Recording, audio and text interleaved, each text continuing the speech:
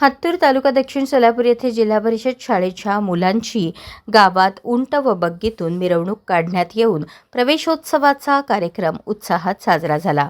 मिरवणुकीत व्यवस्थापन समितीचे शाळा मुलींचे अध्यक्ष बनसिद्ध पट्टेवडियार, मुलांचे अध्यक्ष बिळेणी पट्टेवडियार, उर्दूचे अध्यक्ष खाजासाहेब अत्तार यांचा विशेष सहभाग होता। मिरवणुकीनंतर दक्षिणचे सहाय्यक बीडीओ सरी चव्हाण यांच्या हस्ते केंद्रप्रमुख भरत अंगुले, ग्रामविकास अधिकारी मडोळाप्पा परीट, गावातील उद्योजक अनिल भरले, अब्बास बागवान व डोळे यांच्या उपस्थितीत हत्तूर मुले मुली व उर्दू या तिन्ही शाळेत प्रवेश घेतलेल्या नवोदित मुलामुलींचे औक्षण करून त्यांना पुष्पगुच्छ, गणवेश व लेखन साहित्य देऊन स्वागत करण्यात आले।